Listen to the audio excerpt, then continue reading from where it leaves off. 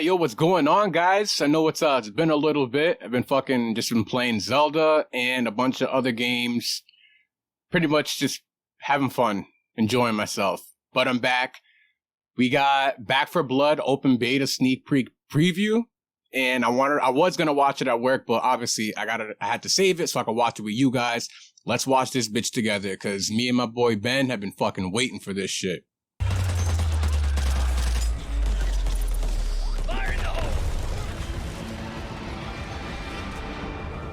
Back for Blood, the 4-player co-op survival zombie shooter from Turtle Rock Studios, the team that brought you the original Left 4 Dead, will open its doors back up to players, beginning with an early access open beta that runs from Jesus, August it's just 5th to the horde 9th, upon for horde, players and who then you get pre-ordered, big dudes with a like fully this. open beta to follow from August 12th to the 16th. To kick off Alright, so I guess that was called a crusher. Back for Blood, I was able to visit Shoot Turtle the Rock for a birds. sneak peek at what they have in store for players with regards to both PvE and PvP. And So this is crazy, like the enemy is grabbed, literally just coming from puked on, everywhere. They're set jumping on off from fire, roofs, and crawling covered out in from underneath the sticky, debilitating buildings. phlegm. The one thing that was on my mind as I left the studio was, man, I want to play some more.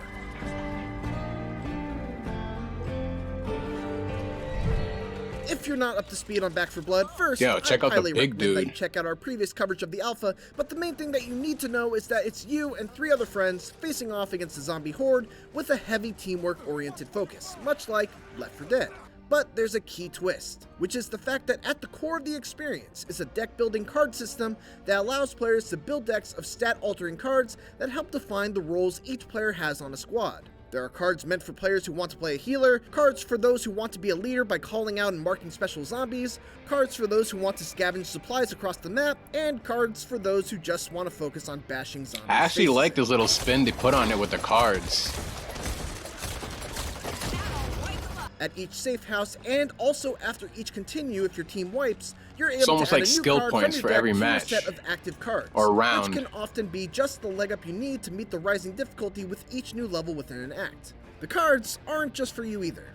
Every level of Back for Blood introduces a number of corruption cards that can enhance the Ridden in specific ways, create challenging world events for your squad to overcome, and even offer a reward for completing an optional challenge that encourages your team to play a certain way, whether it be challenging you to play fast enough to beat a speedrun challenge, or careful enough to get through the level without scaring birds or triggering a horde. All of this is stuff that we got a small taste of in the alpha. Yeah, I'm but the definitely beta gonna scare really some kicks it up a birds. There's notch, no way. I'm gonna especially shoot on the them. corruption card side.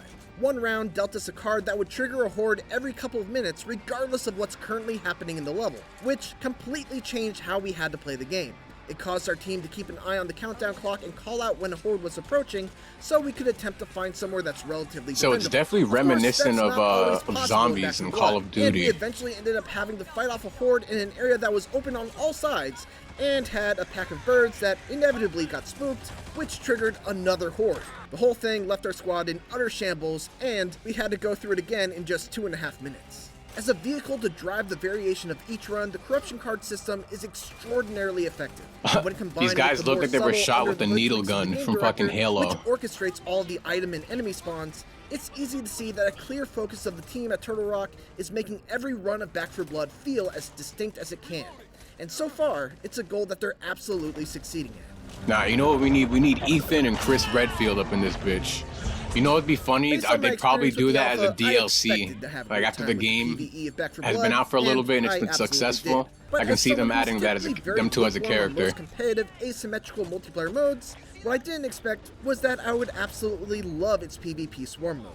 It's 4 versus 4, cleaners versus ridden, in short, bite-sized rounds that have the human players fortifying their defenses in a relatively compact arena and surviving against hordes of AI-controlled zombies with player-controlled special ridden interspersed in the mix. The ridden players must attempt to wipe the opposing team as fast as they can.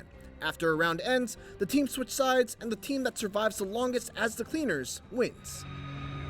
So we can Every play round as the begins for Horde? the cleaners with a scavenging period where they can explore the level for supply boxes that contain randomly placed goodies like medkits, grenades, molotovs, razor wire, and an assortment of weapons. Once the scavenge period ends, the ridden start I'm really to spawn, loving the though loot system they got player-controlled going special on. ridden can only spawn in locations that are out of sight of the cleaners. One of the most crucial pieces of strategy that I found out was that as the ridden, it becomes extremely important to coordinate your spawns. Oh, he's just so throwing that you up don't on spawn everybody. And die one at a time. Even tankier ridden like the tall Literally boys can go down sick. quickly against coordinated fire from the other team. And while the spawn timers are relatively short, this is still a game mode where every second matters.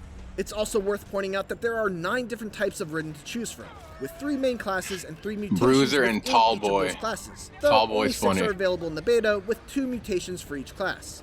Each ridden is designed to be really good in one environment and kind of weak in another, making it critical to switch to a different monster depending on what the situation calls for. Tall boys and exploders are phenomenal if a team tries to hole up inside a house, but if they're out in the open, a well-coordinated team can spot them and take them down before Jesus, it's like almost so much going on in one fucking screen. Fight, but can force a team that's sticking together to split up with their AoE puke. And finally, the stinger type ridden I'm just are gonna useless vomit on indoors everybody since from they the die so roof. quickly, but are able to wreak havoc from long range and can force a cleaner team to try and take cover indoors, making them easy prey for your teammates. The cleaners, meanwhile, play very much like they normally would in a PvE game of Back 4 Blood. They must constantly be communicating. So it calling seems out if you're a locations of special monster, ridden, one of the taking care not hordes, to you have split off 3 from their skills team, you can pick and from. always be ready to break an ally out of a bind. There's also a completely separate set of cards that are designed purely around PvP that players can equip themselves with in order to establish roles on their team. For example, the squad leader deck comes with a card that allows players to mark special riddens for the whole team to see, which is invaluable when it comes to locating elusive stingers or coordinating attacks. You see this guy just like flying across the map, jumping over the buildings? And while it's hard to get a feel for how balanced it is as a whole after just a few rounds, Swarm felt like a mode that I could see myself spending just as much time with as the PvE.